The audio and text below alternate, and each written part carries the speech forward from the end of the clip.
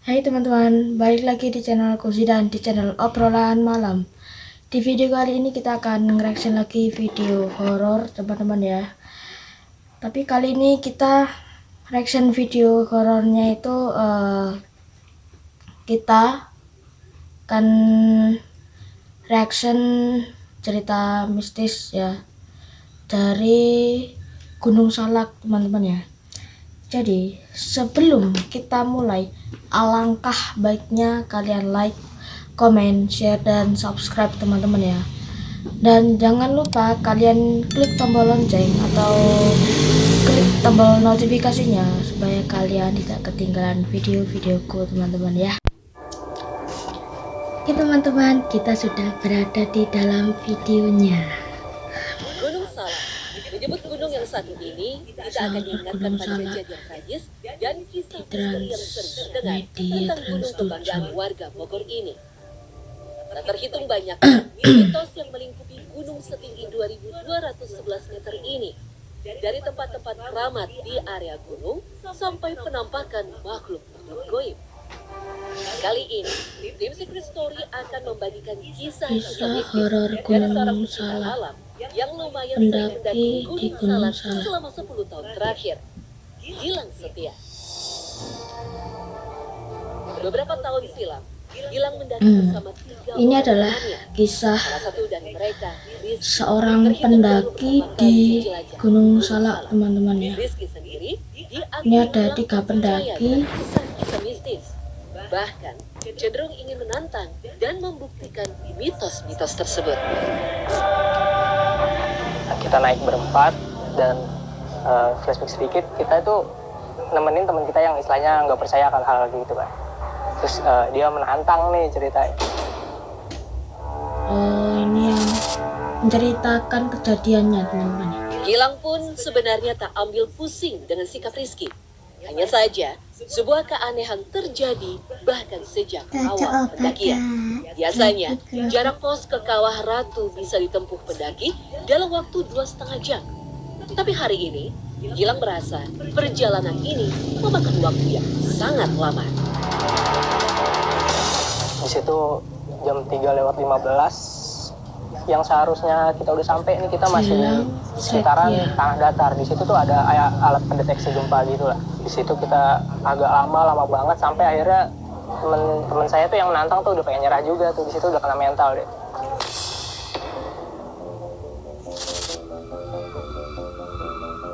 Saat itu, Gilang mulai heran dengan kondisi yang dialaminya.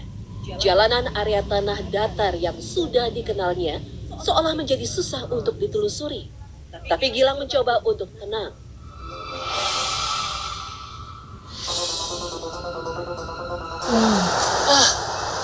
Kok masih di sini aja, Bang? Loh, kembali lagi nih teman-teman.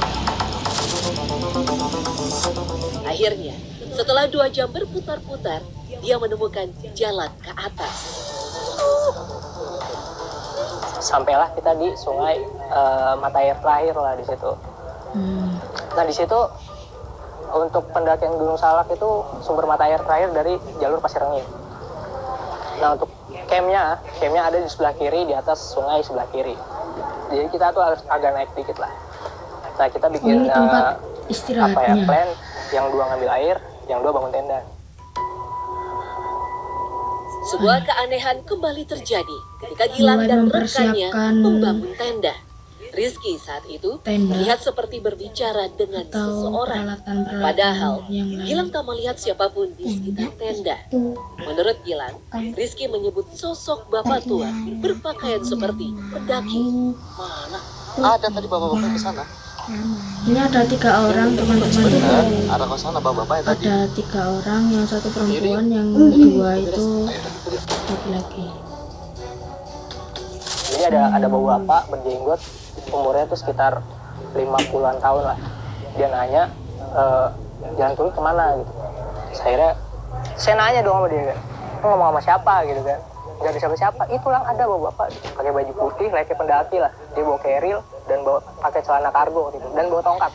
Terus saya bilang, enggak, lu capek lah, istirahat gitu kan.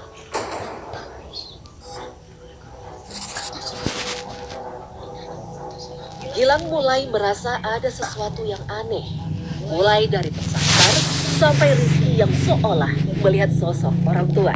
Gilang tiba-tiba teringat tentang perilaku Rizky yang tak pantas sebelum dia mulai membangun tenda. Cerita-cerita dulu. Ternyata Rizky membawa minuman Minum keras dulu. selama pendakiannya tersebut.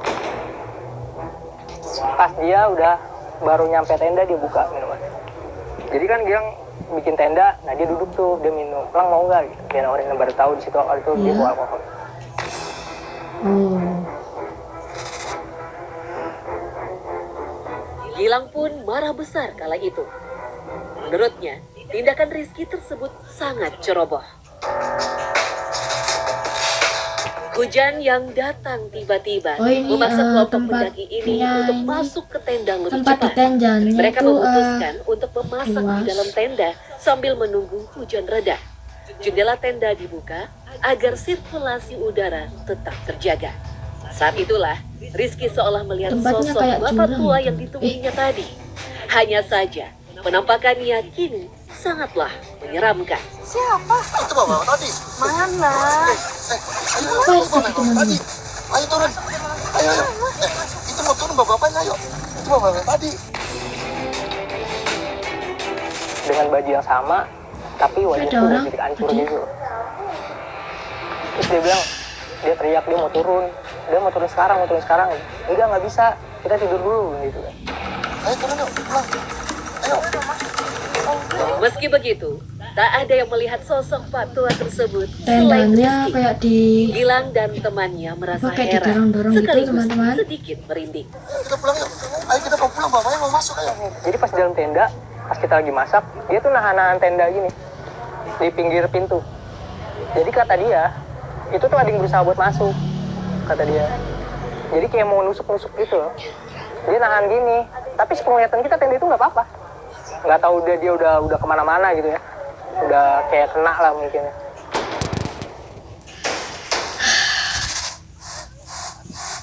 Ketakutan Rizky nyaris terjadi sepanjang malam. Ketika harus buang air kecil pun, Rizky mengaku tak berani keluar tenda. Alasannya, sungguh membuat bulu kuduk berdiri. Pak tua tersebut masih menunggu dengan tatapan penuh amarah. ini kenapa Dengan ya teman-teman tatapan ya? yang Kayak ada tajam lah, orang bisa dibilang tatapan tajam, dan mukanya tuh udah, yang kalau kata dia itu udah berlumuran darah. Terus mungkinnya tuh agak sobek gitu. betul Pada saat itu teman-teman, dia langsung minta turun, kayak dan akhirnya kita peti di jam ganggu di tenda. 11-an. Akhirnya kita turun Tendanya malam-malam. tuh di apa itu namanya itu namanya ya. Semua Pokoknya kejadian di aneh gini hari lah teman-teman itu ya, pakai kayu disebabkan itu oleh keteledoran didorong-dorong. Rizky. Dia tidak memaksa Rizky untuk percaya mitos-mitos di Gunung Salak. Tetapi perilaku seolah ini menantang padahal itulah 3 yang orang disayangkannya. Kalau menurut aku sih emang karena Iya, dari caranya. awal niat sih. Karena emang dia kan awalnya nggak percaya, terus nantang ya. Maksudnya kalau nggak percaya ya udah gitu, nggak percaya aja gitu ya, nggak harus nantang. Dan dia kan buktinya di sana gitu.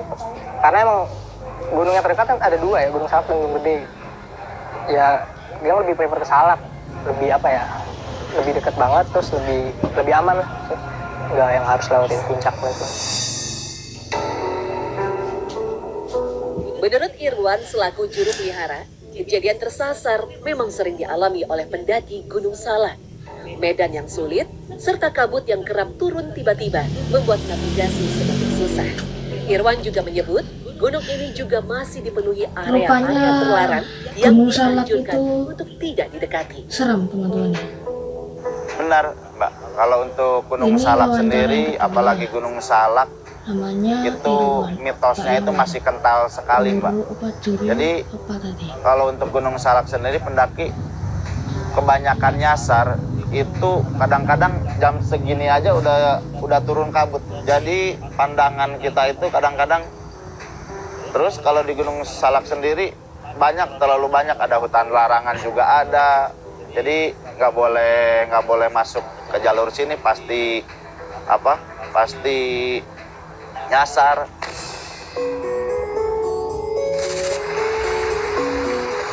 Kejadian tersasar dan pertemuan dengan makhluk goib sebenarnya bukan pengalaman mistis pertama Gilang.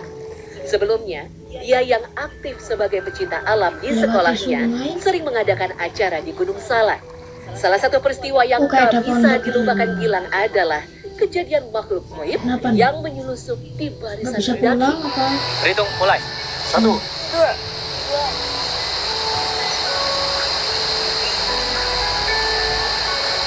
Baiklah. Berhitung mulai. 1, 2. Kenapa nih? Nah, biasanya ketika lagi disuruh berhitung itu akan lebih satu, Kak. Biasanya. Itu di 3 momen, 3 hari. Bahkan sampai dia sempat pegang kepalanya gitu, mereka itu lebih emang lebih gitu, satu, tapi pas balik lagi ke barisan itu nggak ada 8. Oke, jadi untuk malam ini, untuk mengecek kalian semua, coba mulai berhitung. Memang, ketika berhitung, mereka semua diwajibkan untuk menunduk sehingga wajah mereka sama sekali tidak terlihat. Gilang yang kala itu sangat terkejut, coba menghitung kembali dengan memegang kepala mereka yang ternyata jumlahnya benar-benar melebihi dari jumlah aslinya. 1, 2, 3. Dipastiin lagi ketika lagi deket nih, yang pegang kepalanya tuh 9. Sama kaget, waktu itu saya lagi lari, langsung lari kan ke belakang, pas lagi gini langsung narik tangan ke belakang. Kenapa sih? Ya, 1, 2, 3.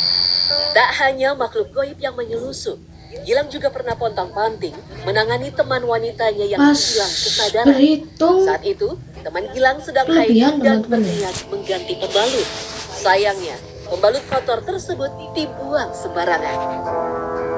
Sensitif tuh karena biasanya orangnya jorok. Yang pertama, dia buang pembalut dengan sembarangan gitu ya, nggak dibersihin. Tiba-tiba, dia meronta-ronta seolah hilang kesadaran. Menurut Irwan, kejadian itu bisa saja disebabkan oleh makhluk gaib yang tak suka dikotori tempatnya.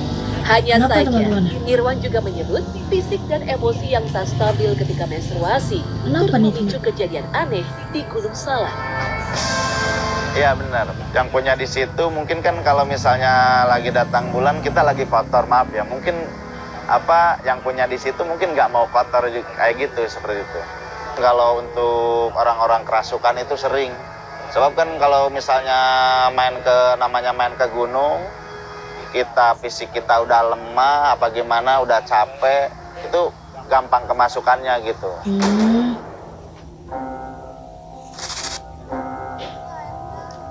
Gilang pun pernah melihat secara langsung sosok gaib yang ada di Gunung Salak. Saat itu, seorang temannya iseng membakar kemenyan yang dibawanya dari bawah. Gilang pun sempat memperingatkan temannya. Belum selesai dia marah, angin pun seketika berhembus kencang. Tak berapa lama, mereka melihat sosok perempuan terbang di atas mereka dengan berbalut pakaian putih. Sontak, mereka semua langsung masuk ke dalam tenda. Tak disangka, ketika mereka di dalam tenda, terdengar suara tertawa yang sangat nyaring dari perempuan tersebut. Terdengar suara ketawa. Ketika bangun tenda lagi malam, itu nyata banget, Kak. Dia terbang di atas kita berempat. Jadi ada Kayak kain aja gitu, cuman ada rambut ya. ada Kain putih. Kain putih sosok dan lusuh, bukan kain bersih gitu ya, di lusuh banget. depan tenda Dan cepet banget. Ketawanya itu pas kita udah masuk tenda. Jadi ketawanya pas udah kita masuk tenda. Setelah melihat itu kita masuk tenda. Kalau kata aku itu adalah kuntilanak, teman-teman ya, karena dari bawahnya itu putih-putihnya itu kayak kain. Kalau aku Menurut ya Irwan, sudah perilaku kepastian iseng kalau seperti adalah itu tak perlu dilakukan di Gunung Salak atau gunung manapun. Karena hal itu dianggapnya bahaya sama membawa saja dupa dan dengan kemenyan ke memicu gunung. kedatangan makhluk Iya, gaib. teman-teman ya. Kita kalau naik ke gunung itu dilarang Berbahaya. membawa dupa, Berbahaya, teman-teman. sebab Nanti Kalau misalnya kayak misalnya dupa ada apa sesuatu itu yang sama aja kita ngundang. masuk akal, atau Kayak tiba-tiba dupa, kemenyan. ada Sebab kan suatu makhluk-makhluk kejanggalan. selain kita itu makanannya Makanya kayak kita gitu. jangan Jadi kalau ketika kita bawa misalnya sama aja kalian kita mau dengan mengundang dia. ke gunung, mending jangan membuat dupa, teman-teman ya. apalagi di Salak Gunung memang Salak. masih kental dengan Karena di Gunung Salak mitos-mitosnya. itu Salah satu yang paling terkenal terkenal adalah dengan larangan keangkeran menyebut kata salak. Entah kemistisan dari mana mitos tersebut berasal. dan makhluk-makhluk Ya gaib di memang sana ada itu emang seperti itu. Sebab di Gunung Salak itu apa ya, kayak banyak versi ya bahasa sih Pak ya. Banyak Indonesia versi itu usil teman-teman ya. apa masalah mitos. Jadi di Gunung Salak itu memang ada satu nangka sebesar rumah dan salak sebesar rumah. Mitosnya seperti itu. Makanya hal yang wajar ketika kita di atas puncak Gunung Salak itu nggak boleh bilang nangka sama salak. Kalau di atas gunung, Tetapi menurut Irwan, apa di atas sebenarnya gunung jika memang kalimat itu itu tidak kita digunakan nggak boleh untuk ngomong atau nangka sama mengusung salak mitos, teman-teman. sah-sah saja diucapkan. Intinya kita apa ya, kalau misalnya kita itu kan peribahasa kayak salak kayak nangka itu kayak peribahasa apa ya, peribahasa wajar lah ya. Ya. Kalau misalnya kita memang tujuannya bukan untuk songong, bukan untuk menantang lah gitu intinya ya, nggak apa-apa kalau bukan untuk menantang gitu. Tapi ketika kita udah tahu memang larangan itu apa katanya salak itu, kita bilang-bilang terus, mungkin itu akan ada musibah buat dia kayak gitu.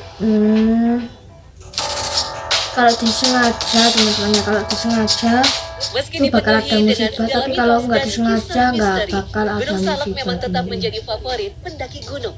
Dengan puncak yang tak terlalu tinggi, Salak menawarkan medan yang menantang yang bisa melatih kemampuan Ini para pendaki. mendakinya Yang tulang terpenting, banget pendaki harus kelihatannya ya. tetap menjaga perilaku Karena kan selama di Gunung di Salak teman-teman ya, karena di Gunung Salak itu Ya intinya terkenal kalau main ke area Gunung Salak, kaki Gunung Salak, ya itu dan tadi angin-angin di situ itu apa etika kita dijaga gitu, etika kenceng kita banget. dijaga, sopan santun kayak gitu. dan kalau Mungkin yang feelingku punya wilayah di situ Gunung juga Salak kan itu, kesel gitu kalau misalnya kita itu songong gitu. sering ada embun.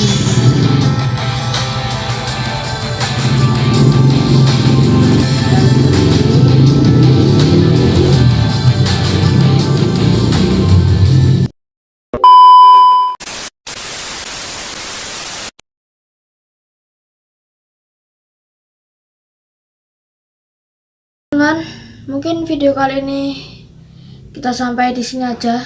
Jangan lupa kalian like, comment, share, dan subscribe. Dan sampai jumpa di videoku selanjutnya. Bye-bye.